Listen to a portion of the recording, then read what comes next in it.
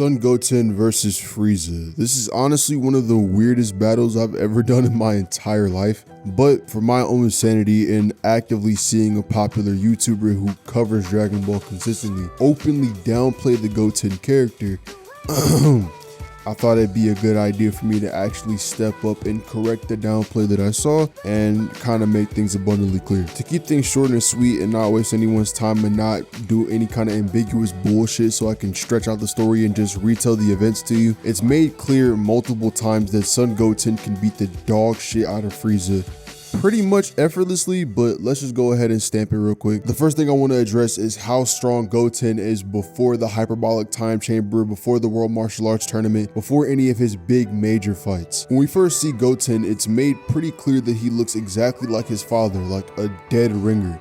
And another thing that's made abundantly clear is that just like his brother, he has a high sense of potential for his future power. And this is made clear as we see Goten literally have the ability to become a Super Saiyan with no kind of training done beforehand whatsoever.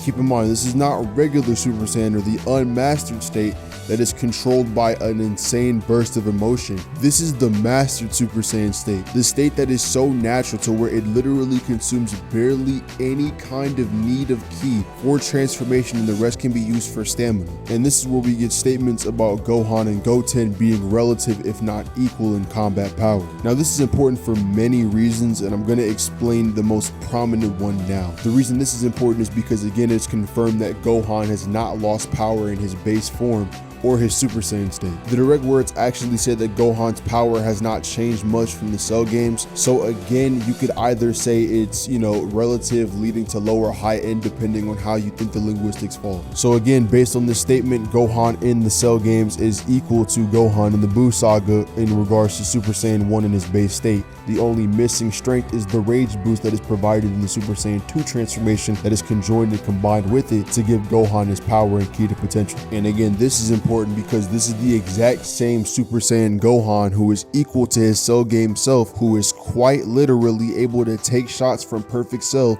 and be perfectly fine, even having somewhat debatable arguments for being stronger than Master Super Saiyan Goku. And for those that need clarity, this Gohan dicks on Frieza badly. It doesn't matter if you want to talk about Mecha Frieza or Frieza on Namek, both ways Frieza's dead. So just to explain how the totems fall, right, I'm gonna make sure the power gap is understood by everybody who's watching this video. When Goku finally returns to Earth after 1 year on Yardrat, it's made clear that he is insanely strong, and including the Super Saiyan transformation, he is damn near invincible. For reference on how far Frieza falls behind, it's made clear that he is nowhere near these two characters. Again, Goku was able to stop the same Trunks who cut Frieza into insane bits and then wiped out his father with a finger. Goku would then do some training for 3 years with Piccolo and Gohan, further increasing his strength. Now remember, statements about these androids are that they're insanely strong and way more powerful than Frieza. As a matter of fact, they're not even in the same ballpark. And Goku, after these 3 years of training and getting stronger, is still able to beat the dog shit out of Android 19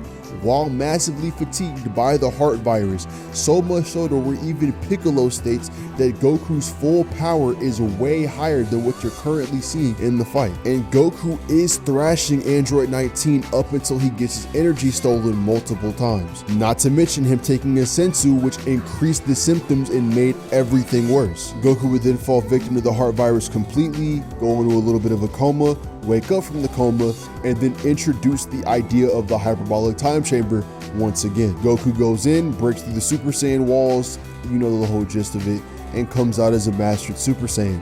This man powers up, and the entirety of Korin's Tower, pretty much the entire Earth, can feel that power. Now remember, Super Saiyan Gohan arguably equals this, right? And even if you say he doesn't equal Super Saiyan Goku, which I firmly agree with, but even if you don't want to say this, you can still get him above Frieza in complete other ways. As again, Goku and Gohan in tandem are stated to be the strongest, so you could just put him over all the other Saiyans and the past versions of Cell easy, which put Frieza in the backseat even further. Continuing on with the chain scale, adolescent Gohan, or the Gohan in high school, is equal to this Master Super Saiyan Gohan, if not stronger, and Goten is equal to this Gohan. Therefore, Goten absolutely demolishes Frieza.